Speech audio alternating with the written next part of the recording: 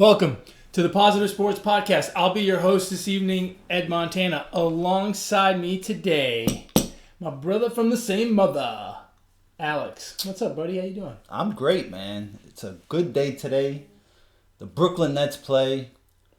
Yeah? The Mets announce Carlos Beltran as manager.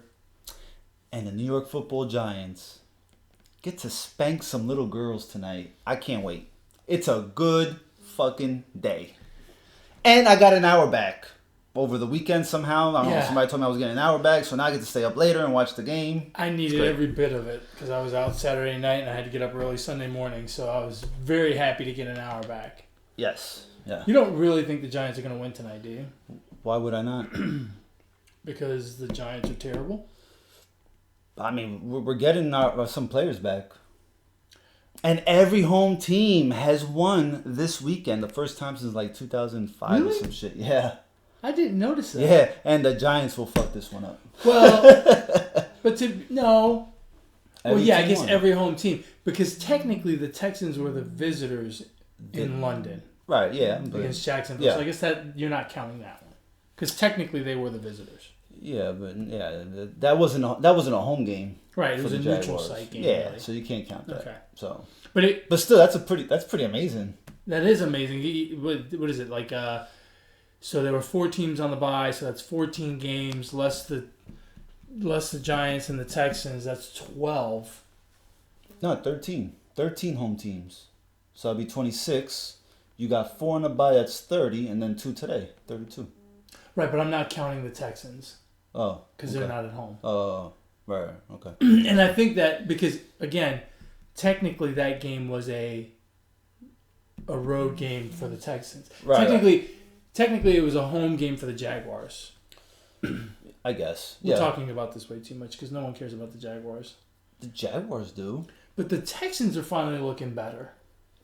They're looking a lot better, actually. Yeah. That division is getting super interesting. Well, all of a sudden you got, Mr. One-Eyed Deshaun Watson playing like he's been playing like an MVP so far. He's had a great season.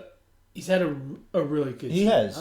I wouldn't put him at great yet, but he's done well. Well, I'll tell you what, if the Texans happen to, win that division, make the playoffs and all that, I mean, he at the end we may be saying he had a pretty great season, right? Yeah. And numbers-wise. But, now they're playing well, and all of a sudden, the Colts lose yesterday. They lose Brissett for the game. Maybe more. Maybe that looked more. pretty nasty. Yeah, they said MCL, so I don't know how. The only thing that looked nastier, and I know you don't watch this, but in the Premier League, Tottenham against Everton, this guy from Tottenham slide tackles. He gets the Everton player, but he doesn't get him bad. But it causes him to jump, kind of lose his balance, and he runs into another guy who literally steps on his leg and snaps it in 2. Yikes! Yeah, it was. That's pretty nastier than. Oh, so yeah. Brissett did not have the nastiest injury yesterday. Is my point. Right. Because that was nasty. Still, though, I mean, if he don't play, I mean, shit. Do you call Luck back and say? Do you beg him to? Nah, I mean that's not gonna happen. Come on back. But yeah, I mean that could, But even out the. I hate to say this, but Brian Hoyer's not terrible as far as backups go. Yeah, I mean, he plays for the Colts? Yeah, he's the backup. Oh, I didn't know. I didn't even know he was in the. I wonder if Frank Reich and the Colts know he's their backup. They should because they used him yesterday. Oh, okay. Makes sense. Since Brissett was out, yeah, it makes sense. Well, so yeah, I mean the Texans are looking better. The Titans aren't going anywhere. Jacksonville's that Minshew, that's gonna go away pretty soon. Minshew mania. I think Foles is ready to come back. So Minshew, yeah, whatever his name is. Minshaw. So that division is gonna come down to the Colts and the Texans. Yeah. Pretty much. And the Texans, I think, have a pretty good schedule the rest of the way, so they should be in good shape. Now the game from last night. was one of those games that the score looked a lot closer than what the game was. The game itself was never close. Yeah, no, it felt almost immediately like the Ravens were going to win that game, and they did. Yeah, from the Ravens' first drive, and then Brady, the first pass just sailed it over Sanu's head, and that's kind of like the way their night went. The Ravens put it on them. I mean, they were on Brady all night long. They were playing smash mouth football. Well, and the other thing too that people forget is the Patriots. I mean, they've been winning. They've been scoring a lot, but what's really I think carried them has been their defense, and their defense got pretty shredded last night. Lamar Jackson looks more and more like the real deal. Yeah. And the Ravens are going to be a problem. Look, I thought the Ravens were going to be a problem. We talked about this. We've been talking about who's the last undefeated to drop. And last week I told you the Niners had Arizona, and the Patriots had the Ravens. And I thought this is going to be where it ends for the Patriots. So the Niners are going to be that team that ends up being the last undefeated team. And it worked out that way. Yeah. Just a schedule thing because I don't think the Niners are better than the Patriots, but I do think that, and I just don't believe in the Patriots this year. As good as they've looked against these mediocre teams, when you compare, let's say, the Patriots and the Chiefs haven't played. I think they played one team that has a sub 500 record. Like everybody else that they've played has been, a decent team.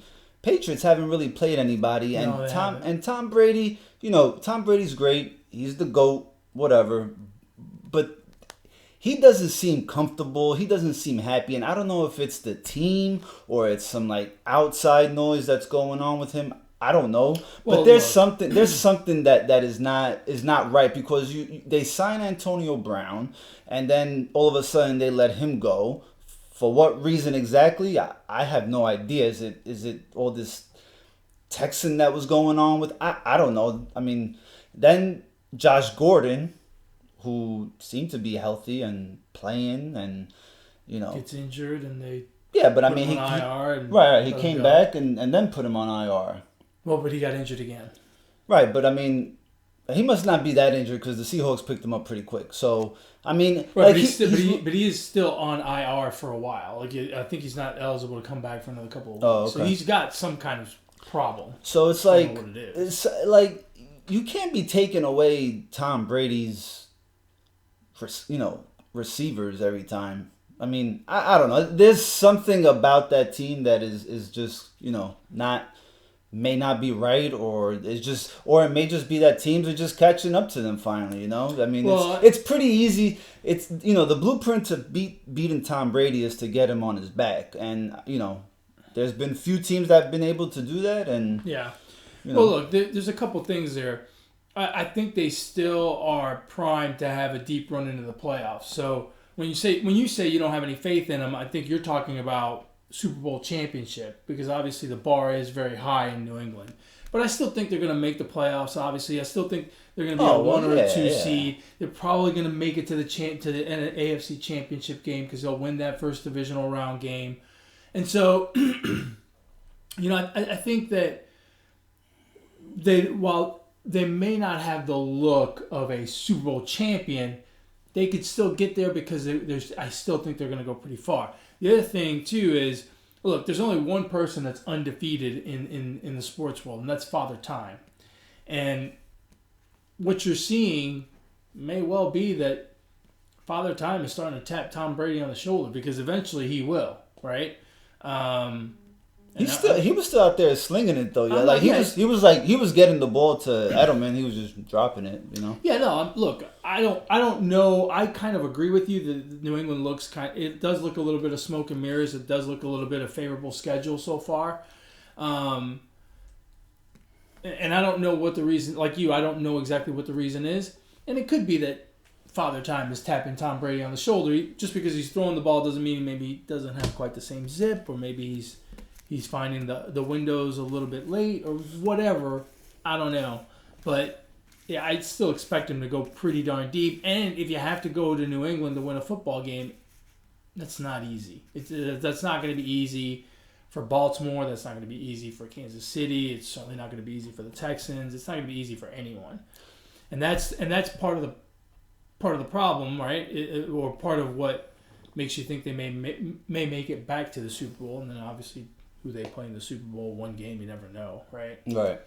So, but the big news in that division is not the New England Patriots. The big news are the Dolphins the winning. Dolphins won a football game.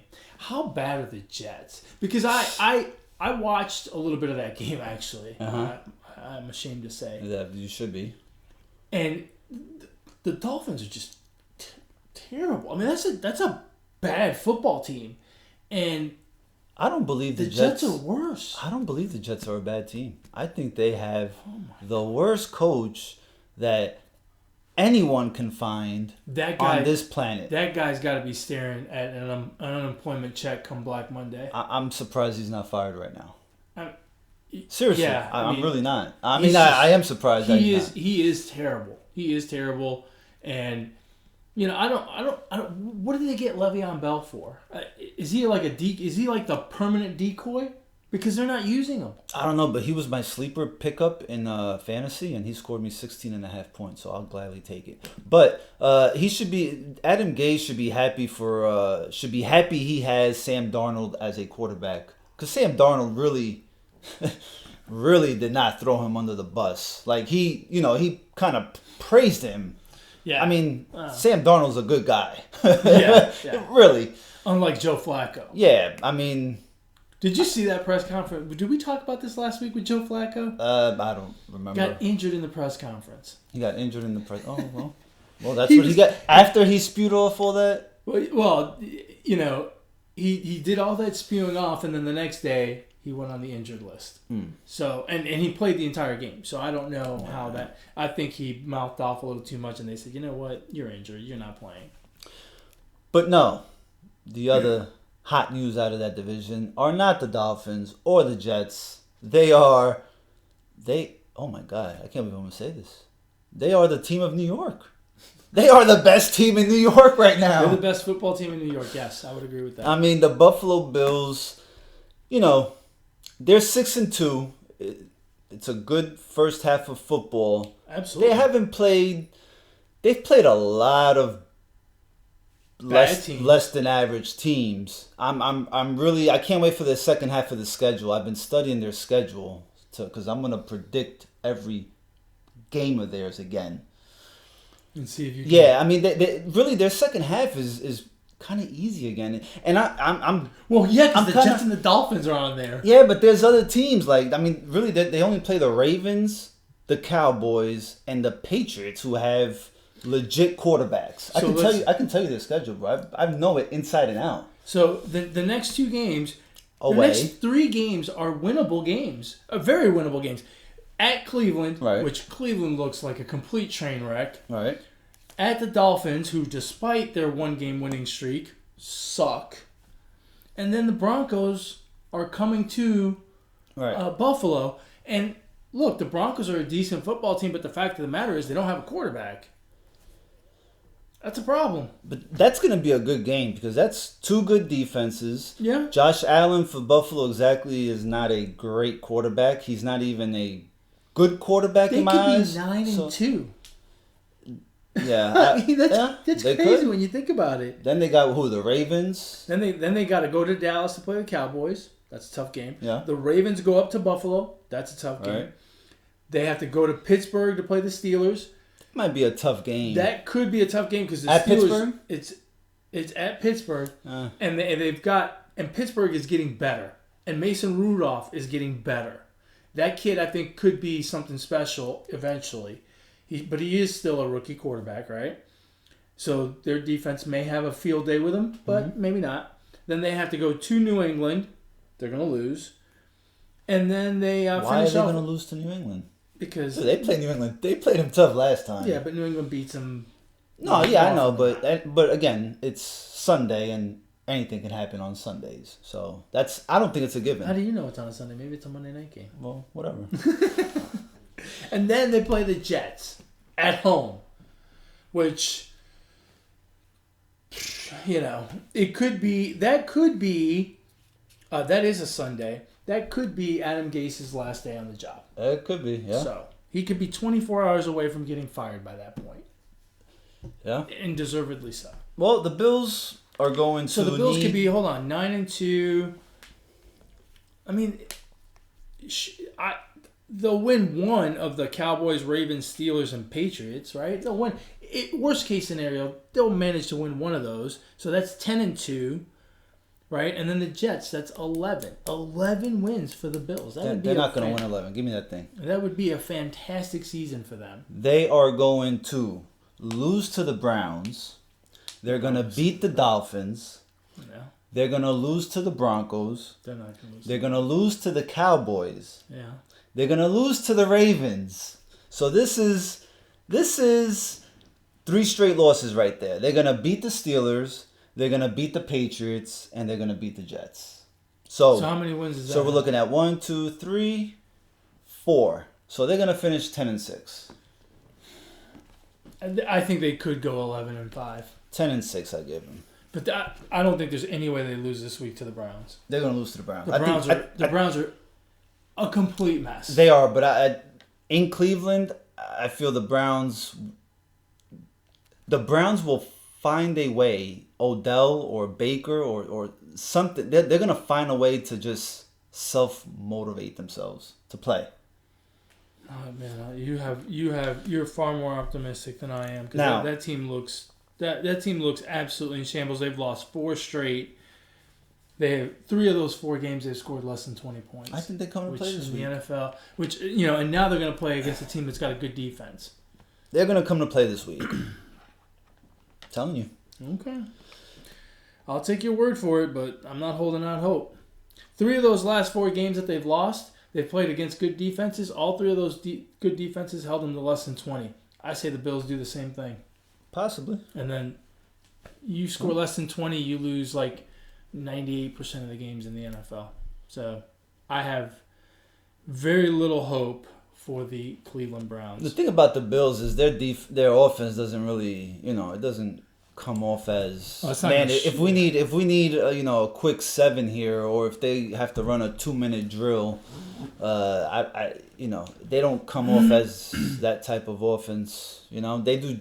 I feel like they do just enough thanks to the defense, and they depend a lot on the run game. So if teams stack the box against them. So look, we're halfway through the season, and in the AFC, we've gone over the AFC East and the South, and we've talked very little about the West, but whatever.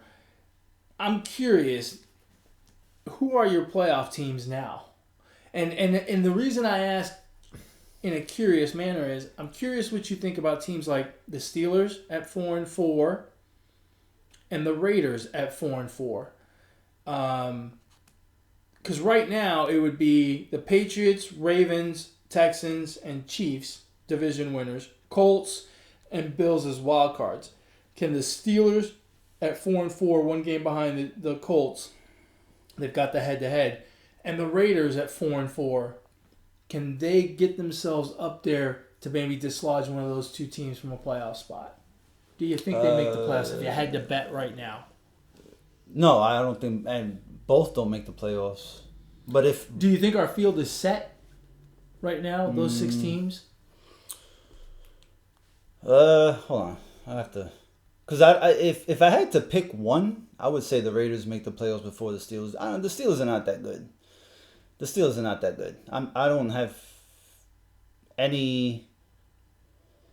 They're mediocre. Yeah, that's what 4-4 usually. Yeah, I understand that, but they're not that good. So you think they're less than their 4-4 record? 1, 2, 3, 4, 5, 6. Yeah, we're set. I mean, I think we're set. Yeah. I don't see the Steelers making any type of run. What about the Chargers at 4-5? Had a nice win yesterday against the Packers at home. Nah, they've been too up and down. They have been very up and down. And very up and down. I don't know. Gordon seems to be back. He's got like 3 touchdowns in his last 2. But I mean, the Chargers always. Well, I'll tell you what. If anyone's gonna make the playoffs, we might see it this week with the Raiders playing the Chargers on Thursday night. So that could be a very may that push one game, team out. Yeah, right. Yeah. So yeah, I like if anybody were to sneak in, I like the Raiders. You know, if I'm looking at the 2 wild cards right now, which would be Buffalo and Indianapolis, I just feel like Buffalo has such a favorable schedule that I think they're going to make it. But I worry about Indianapolis, especially now with Jacoby Brissett being hurt. Yeah. You got to wonder if they're going to be able to put up another 5-3 over the second half of the season to be 10-6 and make the playoffs. So I think there's a chance for a Pittsburgh, an Oakland, or a Los Angeles Chargers to possibly get in there. But you look at the Colts schedule the rest of the way. They've got the Dolphins, which is a win, but then they've got the Jaguars and the Texans and the Titans, and in that division, anything can happen on any given Sunday. They've got to go to Tampa Bay to play the Buccaneers, which is easy on paper, but it's not easy to go deal with them in Tampa. Then they've got to go to the Saints, and then they've got to go to and then they've got the Panthers, which the Panthers are playing decent football. The Saints, as we know, are good. And then the Jaguars to finish out the season. It just looks, certainly from a strength of schedule, it looks very easy for Buffalo. It looks a little bit more difficult for Indianapolis. Now, I can't put my finger on who I think out of those 3 teams that we mentioned before, the Steelers, Raiders, or Chargers, who would come in and take that spot. But knowing that the Steelers have to play the Browns and the Bengals again, yeah, that's a nice little advantage to have because those 2 teams are terrible. Well, let's see. The Raiders have Thursday night against the Chargers. They play at home to the Bengals. Then they go to the Jets.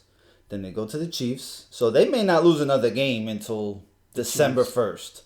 Then they play the Titans, the Jaguars at home, and they finish off on the road to the Chargers and Broncos. That's not exactly a hard schedule either. I mean, they could end up with 8. They can end up with 8-8, 9-7. That's not a difficult schedule. Well, and talk about easy schedule. Listen to the Steelers' schedule.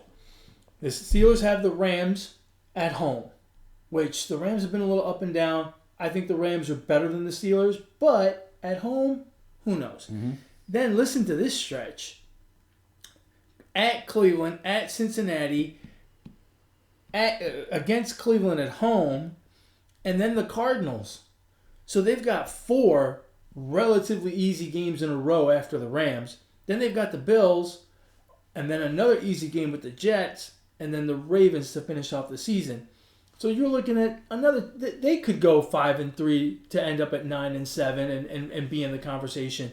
You know, and I think Mason Rudolph is going to get better as he keeps playing. Right. It could be the Steelers could be in that conversation. Yeah. Again, I don't know who I would pick out of those 2 to take over the spot for the Colts. But more and more I'm feeling like the Colts are going to fall out of that spot and one of those 2 is going to jump in. It could very well happen. Just a gut feeling. Could happen. Looking at the NFC, were you surprised at how poorly the Packers played against the Chargers? I didn't watch the game, but I was surprised that Aaron Rodgers had like 45 yards in the first half passing, and they only could had not 3 move yards. the ball at all. So yeah, that's a bit surprising. I mean, I understand, they're on the West Coast, but Chargers, Not all that. aren't all that good. Now they got lucky because the Vikings had to go to Kansas City. That's right. And they ended up losing that game. Very competitive game. I think the Vikings are pretty darn good. And I'm excited to see those 2 battle it out the rest of the way because the rest of that division has fallen off. The Lions, I think the Lions, you talk about this all the time. One of these days, a referee's decision or whatever is going to cost someone big. And I think it has sent I think it has put the Lions in a bit of a tailspin. And, they stopped doing the swirly there for a week against the Giants, but they had nothing for the Raiders yesterday. And it's starting to look like they're starting to fade. And you can't help but think that they're still kind of carrying the pissed offedness of getting hosed in that Green Bay game. That could be part of it, but I think the other part is they traded away a player who, from reading the comments and articles, the locker room really liked. And so, that's an issue. Now you have a locker room that, doesn't maybe trust management, doesn't trust the coaching, right? Yeah. You take away some of their camaraderie, however you pronounce that word, all right? And so, I think that has an effect, too, on how they play and how they, going forward. So, it's interesting. They seem to have they seem to be falling apart a little bit. Yeah. And the Bears are done. Yeah, pretty much. That offense cannot move the ball. That team looks like they are toast. Yeah, they look pretty bad this year. Yeah, they look like they have nothing. 3-5. Yeah, not good. In the South, you've got the Saints still at 7-1. It's time to start thinking who the top 2 seeds are going to be. I don't think one of the top 2 seeds is going to be taken up by the NFC East winner, because I think the Cowboys and the Eagles are going to, they're going to beat each other up, and they're going to, I don't think they're great, but I still think the Eagles are better. How lovely would it be if the Giants win tonight and just kind of, bring back the Cowboys in the standings? That'd be great. Yeah, it'd be half a game, right? Because the Cowboys would be 4-4 and the Eagles 5-4. Right. So there'd be half a game difference there. But as it stands right now, so then the top 2 seeds that we'd be looking at would be the winner of the North. You got the Packers at 7-2, Vikings at 6-3. I don't think you can count them out. In the South, the Saints at 7-1, and then in the West, you've got the Niners at 8-0, and the Seahawks are 7-2. So they're not done, in that division by any stretch of the imagination. So who are going to be the top 2 seeds in the NFC if you had to pick right now? I'll pick the Saints and the Vikings.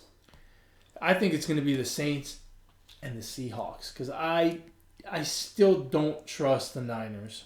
And I know that's not nice of me, but I just simply don't trust them. Yeah. The problem with the Seahawks, the problem with picking any one of those 3 is I think the Cardinals are slowly getting better. They really are. I think Kyler Murray has really shown flashes of what he might be able to do consistently, and then they picked up Kenyon Drake from the Dolphins, who ran pretty freely against that 49ers tough defense. Mm-hmm. So all those teams are going to be beating up on each other, because the Seahawks and the Rams, they're still good teams. And they just know each other so well. If you look at the South Division, you got, the Falcons and the Bucks are not good teams, right? So, the Saints, that's 2 extra wins for them. Right. And the same thing in the North, right? The Vikings will just have to worry about the Packers. The other 2 are garbage. And I just haven't trusted the Packers all year long. I think the Vikings are... I think they're a really good, solid team, man. Yeah. I really do. My only difference from you right there is I think the Seahawks are the best team in the West. Yeah. And you're right. I think they are going to beat each other up, but I think the Seahawks can weather the storm. And if you look at their schedule, it's not brutal. Well, it is kind of brutal, but I still think they're really good. They've got to go to San Francisco, to Philadelphia, then they host the Vikings, to LA to play the Rams, to Carolina, and then they host the Cardinals and the Niners again. So they can really make hay in that division, because they have such a lot of their division left to play. They're 2-0 already in the division, right? And so, they could really chop it up in there. They control their own destiny to a large degree, and I like Russell Wilson. I think it's a well-coached football team. They've managed to stay away from the injury bug some, so I think that they're going to pull it out. I just don't trust San Francisco. No, I don't know why. No, San Fran's a good team. I agree. I don't trust them to the point of saying they're going to be a 1 or a 2 seed, even at 8-0. Yeah. When do they lose? I mean, it wouldn't surprise me though if they do get the 1 seed. When do the 1972 Miami Dolphins get to pop champagne? Let's Week 11. So you think they're going to beat the Seahawks and then lose to the Cardinals? I just took a guess. Okay, no, wrong. So Go ahead. Week 10, which is this coming week, will be against Seattle. Where? In San Francisco. It doesn't even matter where. And then it's the Cardinals at home. Then it's the Packers at home. Then they have to go to Baltimore and New Orleans. Then they play at home against the Falcons. Then they have to go to LA to play the Rams. They play the Rams at home, and then they have to go to Seattle to finish the season. Okay, if the 49ers are the real deal, they'll win all those games. Seriously, that's a tough-ass schedule. Well, they're not going to win them all. That's a tough schedule. Surely the 1972 Dolphins will be popping that champagne. I think it happens this week. Yeah, Back-to-back weeks, the undefeated team goes down. I agree. I think Seattle's... Yeah. Again, I just finished saying that I think very highly of Seattle, so... That's a tough schedule, man. Holy cow. That is tough. Well, and Seattle has a tough schedule, too. It seems like those... Right. Yeah. Those those NFC West teams have it tough. It's tough right now to really predict, though, right? Because there's still a whole half a season left, and a team can lose like 4 straight games right now, and then by the time they, what looks to be a marquee matchup right now in week 15, 16, or 17 might end up being a dud. Right. Yeah. Yeah. So that it's tough, but damn, that's a tough schedule for the Niners, man. It's funny that the Niners and the Seahawks have tough schedules, and then in the AFC, it seemed like all the teams we were talking about had easy schedules. But yeah. But the NFC has looked all year long like tougher top to bottom. I don't know if tougher, but just more teams that are at least better than average. Yeah. And even the teams that are below average right now, they'll give you a hard time, right? Like Tampa Bay, they went out and beat the brakes off the Rams. Right. So they can give you a hard time. And played the Seahawks tough. Right. The Lions are the same thing. They've played some tough games, and they haven't gotten, they just haven't gotten shellacked every week, and they've got 3 wins. The Bears, right? So they're below average, but they can still come up and bite you. Whereas in the AFC, you have teams like the Jets and the Dolphins, and the only teams they're going to beat are each other. So it's a little bit different. Last thing, who wins the NFC East? It's a 2-horse race. I know you don't want to hear that, but it is. It's a tough call. Yeah. I feel like the Cowboys have the better team. But for some reason I'm going to say the Cowboys. I think the Cowboys win that division. See, I disagree with you. I think the Eagles have a better team, and I think the Eagles are starting to come together a little bit. They're starting to play a little bit better football. Yeah, but look who they played. They beat your Bills. Okay, but then they go and play the Bears.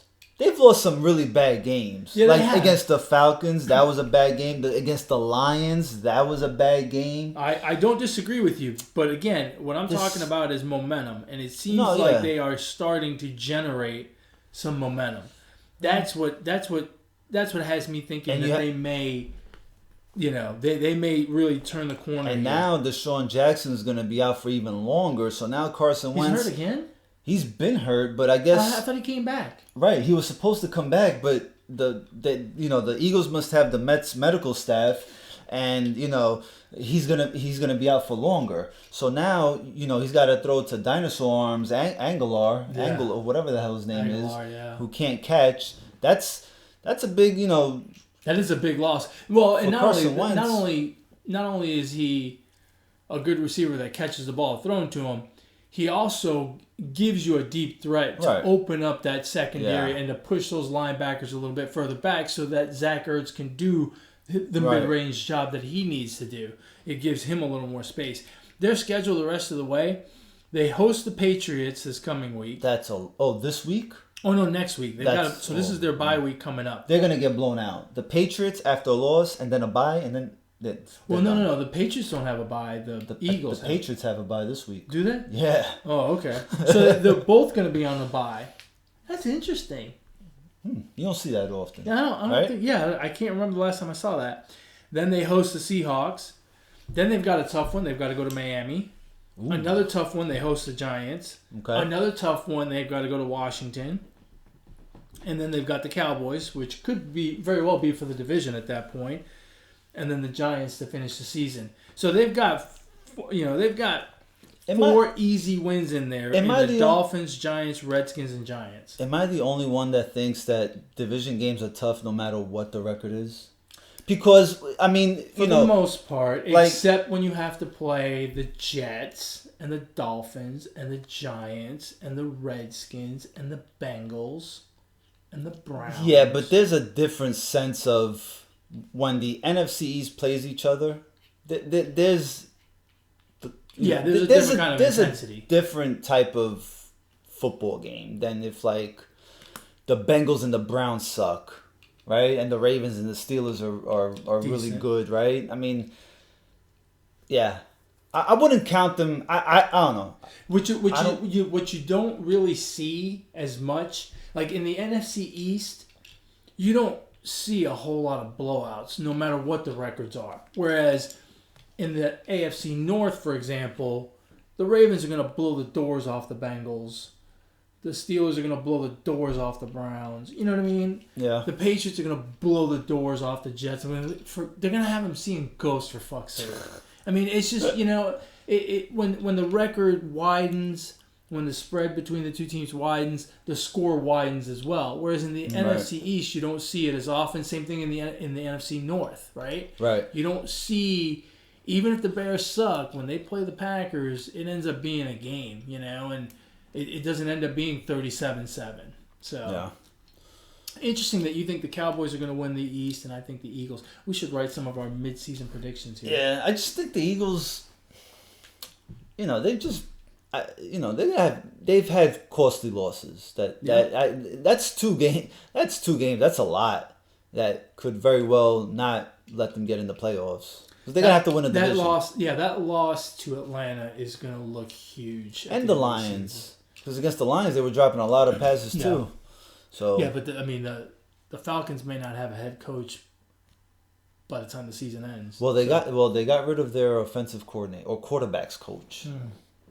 I'm sure that helped. That's the problem. Right. So. But the NFL is in the middle of the season. We need to go back and talk about the end of the season for baseball and start talking about a little bit of off-season because we've already had some off-season activity that I find quite interesting. But let's start with the action on the field. Amazingly, the Nationals came back and won Game 6. The Nationals came back and won Game 7. And they won the World Series 4-3 against the Astros. Every single game won by the road team. Never happened before in any of the four major sports. That's crazy. Are you shocked? I mean, here's my question. We do this all the time, and I kind of don't like it, but I hear a lot of back and forth about this. Did the Nationals win the World Series, or did the Astros lose the World Series? Both. Well, you know what I mean. I do know what you mean, but listen so to... You're going to go 50-50. Yeah, but listen to what I'm going to say. Okay. Every road team won. If you look at every game, the reasons the Nationals lost 3 games is 4 letters. RISP. Runners in scoring position. Yeah. The 4 games that the Astros lost, same trend. The Astros have to blame themselves for losing just as much as we give credit to the Nationals for winning. The Astros were horrible with runners in scoring position. And, let's just take Game 7 because that was the game. Right. And they had multiple chances against Scherzer. Right? Yeah. Scherzer pitched, right? Yep. Yeah. And they just didn't come through. And, and the Nationals did. And that was the story of the World Series. Yeah, it is amazing that the effectiveness of both teams really with runners in scoring position was the crux of it all. Yeah. I think the Nationals won the World Series a little bit more than the Astros lost it. My only complaint about the Astros is they never adjusted their game to play a little more small ball. It seemed like they were waiting for that big hit, but there was very little, running. There was very little hit and run. There was very little stolen bases. There were no bunts. They just expected their bats to come in and line balls down the line or in the gap and score, hit doubles and home runs and win it that way. Yeah. And the Nationals, for their part, they played a little more small ball, which I think helped them, and they really stepped it up when things got tough. Scherzer in that Game 7 did not have his best stuff, but it seemed like every time people got on base, he took it up a notch. Yeah. He threw the ball a little bit harder. His location was a little bit better. He was fooling guys a little bit more. It seemed like he was managing the game much better than what his overall performance would look like. And then the third thing is, look, I think Martinez did a phenomenal job. They went out, they had 4 decent starters. They've got 2 aces in Scherzer and Strasburg for sure. But Corbin is no slouch, and neither is Sanchez. And he used them masterfully. He knew he didn't have a great bullpen. And so what he did was he used those starters to supplement on off days. It was a risky move, but he did it all playoffs long. He did it against the Dodgers as well, where he brought Strasburg in relief, Sanchez in relief, and got an inning or 2 in high leverage situations. And I think that was an incredibly smart move, and it was ballsy because if it blows up in your face, it blows up in your face big time, right? Because now you've used the guy and you blew the game, and by the way, now you can't start him. So it was really, I thought it was masterful. It was a stroke of genius, and they, I think for those reasons, I would say the Nationals won the World Series as opposed to the Astros lost the World Series. And surprisingly, the Nationals bullpen, when they did have their chances, they were much better than they were during the season. Yeah. Because during the season, you didn't start watching a Nationals game until the 6th inning. Right. Right? Because once those starters are out, the game gets real interesting. Yeah. So kudos to them. They spent money on Kurt Suzuki, who was great in the playoffs. They spent money on Corbin, who was fantastic. Money well spent. And a lot of people giving Bryce Harper a little bit of a hard time because he leaves and now they win. It just goes to show you don't have to put $300 million in one guy to win a World Series. If you spend your money wisely, you can build a good team and hopefully you have guys step up. I mean, obviously Anthony Rendon stepped up this year to be their leader and MVP candidate. In my opinion, he is the MVP of the National League, and maybe that doesn't happen if Bryce Harper's still there because he doesn't feel the need to step it up. So really masterful job I thought by the Nationals overall. What do you think about Strasburg opting out? Put any stock into that, or you just think it's just playing the negotiation game? I think all of these guys do the opt-in, opt-out thing, and it's strictly a negotiation ploy. Yeah, I think he stays. I think he's going to stay and sign a big deal with them. I think the Astros have no chance of signing Garrett Cole. I think Cole is going to go where Cole is going to listen. For all you people out there that are talking about Garrett Cole, like he went to a Yankees game when he was a little kid and he wants to be out on the West Coast again. No. Garrett Cole is going to go to whichever team puts the most zeros on that contract. I'm sorry. I know that's not a popular opinion. I know that's not a feel-good opinion. And I'm not saying it's a bad thing that he's doing it. Right.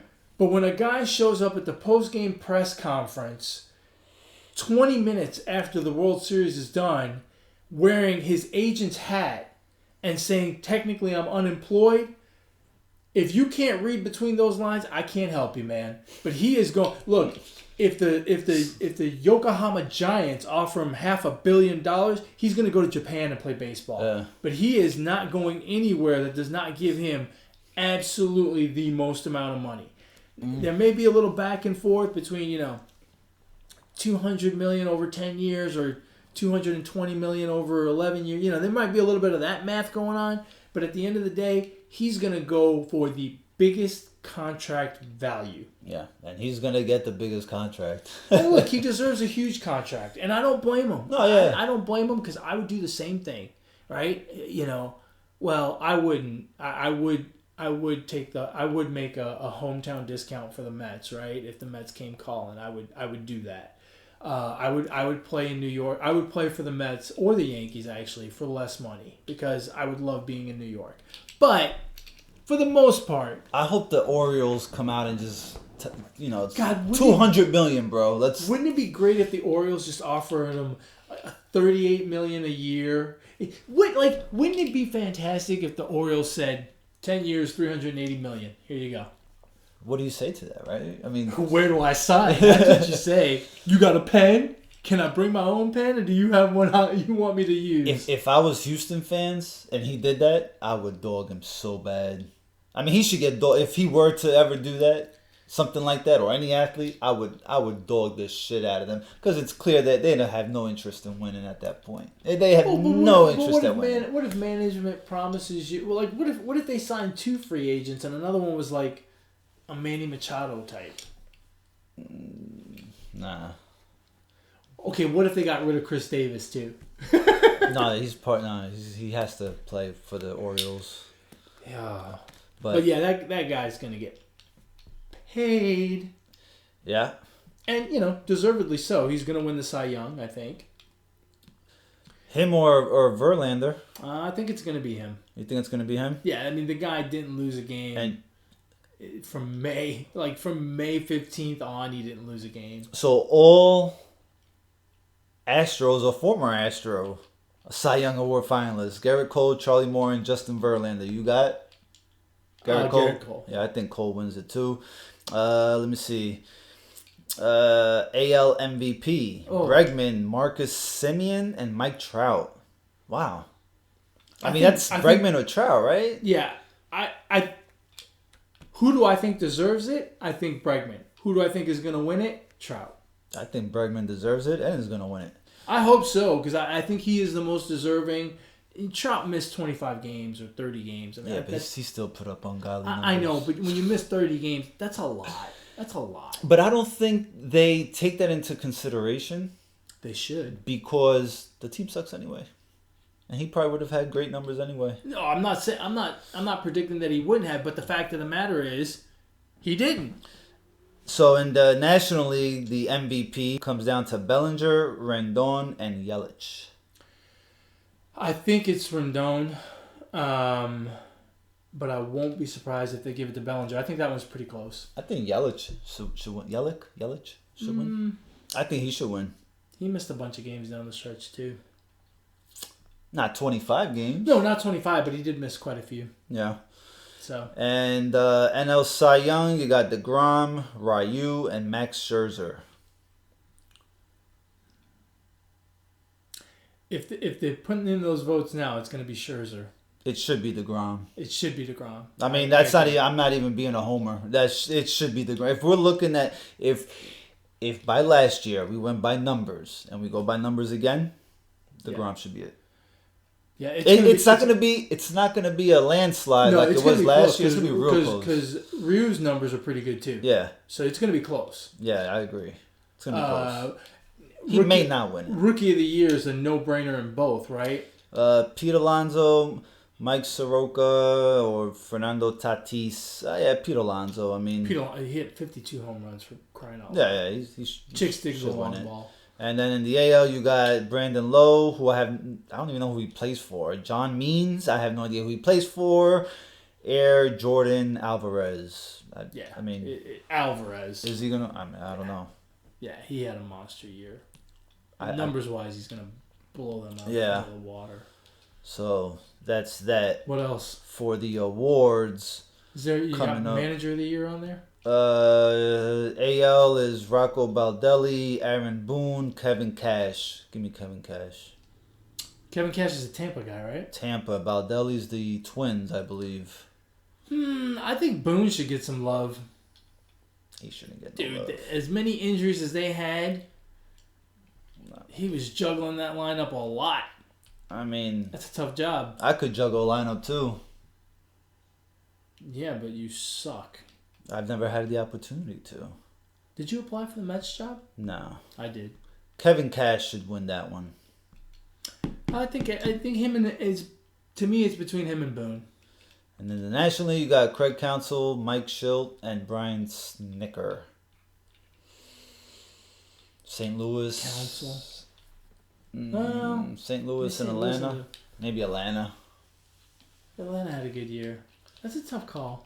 That one's gonna be tough. Yeah. I'm surprised Martinez didn't get more love. Turning that team around after losing Harper. Yeah.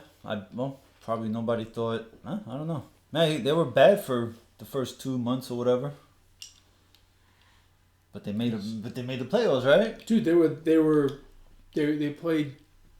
they played 600 baseball from June on, so watch out for the Brewers, man. Not an insignificant part of the season. The Brewers released Eric Thames, and then they traded away a pitcher, and they cleared like $16 million. They may be making a run at Cole. I don't know. Somebody. The other news that's come out of baseball, Carlos Beltran. Well, there's a couple of managerial moves, right? Joe Madden to the Angels, which I think is a good move because I think the world of Joe Madden. And Carlos Beltran to the Mets, and Joe Girardi to the Phillies. Mm-hmm. Who made the best hire out of those three? I'm gonna say the Phillies. I'm going to say the Angels. I love Joe Madden. I think Joe Madden's an excellent manager. Girardi, I think Girardi's going to be good in Philly. I think he's going to be really good, but I like Madden better. And with the Mets, with Beltran, it's an unproven commodity. I mean, look, I said it before. Joe Girardi will help the Phillies out more than he would have the Mets. The Mets are better than the Phillies right now. That roster is better than the Phillies. I don't care if they were better by 5 games, 1 game, 10 games. The Mets are better than the Phillies. Beltran doesn't have to be what Joe Girardi is or what everyone expects Joe Girardi to do as a manager. Mm-hmm. I think Beltran's there just to keep these guys focused, man, and motivated and play consistent ball. Beltran had his best years with the Mets, and I think he's got a really good chance with this team and a couple of other moves, a couple more additions in the winter to rewrite and his last memory as a Met. I think it's got a great story for that. And Beltran is a good player. I think he could, or was a good player that could, instill some of his, work ethics and all that stuff into the team. But I think most importantly is just getting the team, being the voice of that locker room to play consistent baseball. That's what it's all about. And Girardi with the Phillies, he's there to... I feel like he's there to motivate also, but to manage the locker room a little better. I don't think Kepler managed the locker room. He tried to manage the game, and that was not. It just didn't result into anything. Yeah. I think he's going to be have a great effect, a very positive effect on the clubhouse, which is good. I do worry a little bit about his in-game management. Remember the last time he was in the league, last few seasons, he was in the American League. Who's that? Beltran. He was in the American League quite a bit. National League Baseball, I feel, is a little bit different and can be a little bit dicey. at times. You got to kind of navigate your way through. Not to say that he can't do it. Not to say that he's going to be bad at it. Just saying I need to see what that's going to be like, and I certainly hope that he's got those skills sharpened. And if that's the case, it's going to be a great hire for the Mets because I do think he's going to be a really good influence in the clubhouse. And he's Hispanic. The last 2 World Series champion managers, Hispanic. I like those odds. Okay, yeah. The white guy that won the year before that. He wasn't white.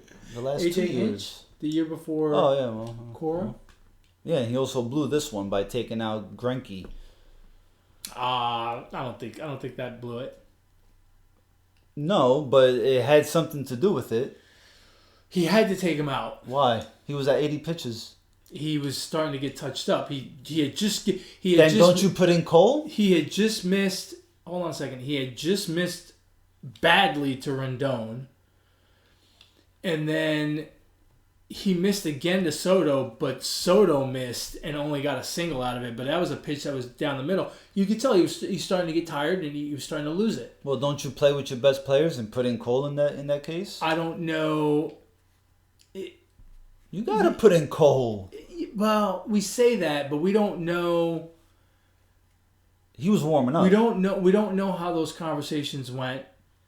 We don't know what we don't know. It's no guarantee. Okay, if you were a manager, you take out your starter who's been pitching very well, and you have the option to go to Garrett Cole or to your best bullpen guy. Harris. Okay, it's Harris. Who we went to. Okay, which obviously ended up costing them, right? So, I mean, those are your 2 options. After you warmed up Garrett Cole, those are your options. Yeah. And you choose to go with Harris. Not the better option. Not the best pitcher available to you right then and there. Because Garrett Cole obviously was available, right? As a manager in Game 7 of a World Series, you gotta play your best available players. Yeah, I just don't know. I don't know that the result would have been any different. But would you have taken your chance on Cole rather than? I don't know because I don't know Garrett Cole's makeup. It's different, right? Like, so I think Martinez sat down and talked to all of his pitchers before the playoffs started, probably when they clinched, and told them to expect to be used in certain high leverage situations in relief. And he got complete buy-in from those guys, and the results played out, which is what makes me say he got complete buy-in. To make a snap decision, because now it's Game 7, I don't know how those conversations went with Cole. I don't know if he talked to Verlander as well. I don't know how that went to say that's the right way to go. Pitchers are very finicky, and coming in relief is a very different situation than they're accustomed to. He may not have felt he had a 2-1 lead. He may not have felt like that was the right situation to bring him in. Maybe he's thinking, I'm gonna bring in Harris, get myself out of this inning, and have Cole start the 7th or start the 8th, right?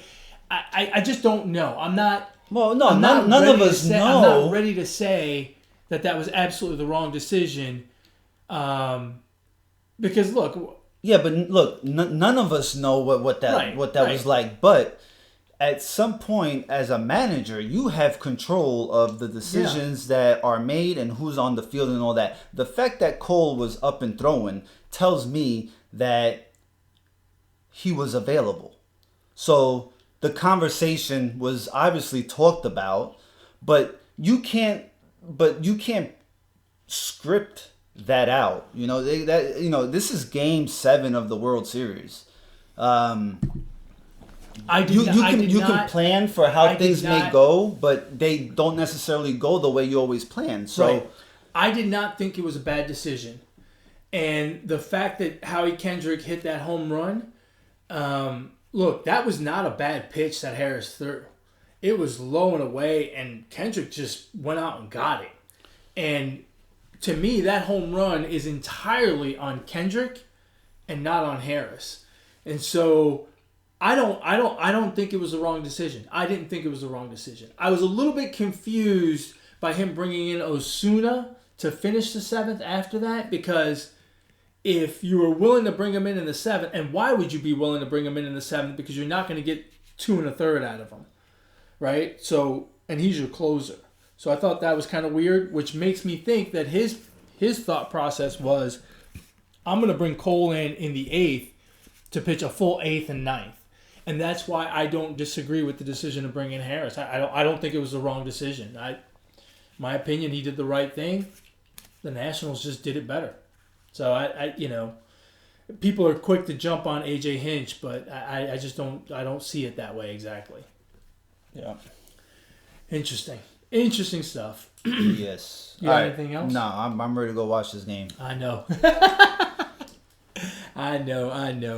All right. Well, as always, folks, if you want to get a hold of us and you want to share your thoughts on MLB and the winter activities or the NFL, how things are going, or any sports talk at all, shoot, we don't care. We enjoy it all. You can email the show, positivesports10@gmail.com, positivesports10@gmail.com. If you want to get a hold of this guy. Interception Giants. They already threw an interception? That's right. Let's go Giants. They threw an interception? Who did? Interception Giants. Oh, the Giants Cowboys intercepted it. Well, yeah, of course. Why would I be cheering? Come on now. Oh, I don't know. Come on now. I didn't know. I thought maybe you were being facetious. No. If you want to get a hold of this guy, how do they do that? On Twitter at BrooklynGaucho1. And if you want to get a hold of me, you can do so on Twitter as well at eMontana21. No shout out tonight. We're going to get out of here so we can go watch the game. That's right. Episode 100, lively debates about sports. Pretty much what all of these episodes are like. Only I think we took it up a notch today. It was kind of good. Yeah, it was good. I like it. Oh, by the way, last week, I got hammered. For? Episode 99. For? Oh, not knowing. Wayne Gretzky. Oh, shit. Only the greatest hockey player that's ever lived. Yikes. Yeah. That'd be I mean, like, even I don't watch hockey. I should know that. That'd be like not saying Babe Ruth for episode 3. All right. Well, you got one for 100? I don't know. Has anyone ever won 100? Wilt Chamberlain, man. 100 points? Oh, there you go. Right? Wilt Chamberlain. 100 on the spelling test I got in 3rd grade. You never got 100 on the spelling test in any grade. I know that for a fact. I know. There's no way. Alrighty, folks. As always, thank you very much. Hit the like button, hit the subscribe button. Enjoy the podcast on whatever platform you choose to listen. YouTube, Google Play, iTunes, Podbean, yada, yada, yada, yada. And as always, folks, ignore the negativity. Be the positivity. Peace.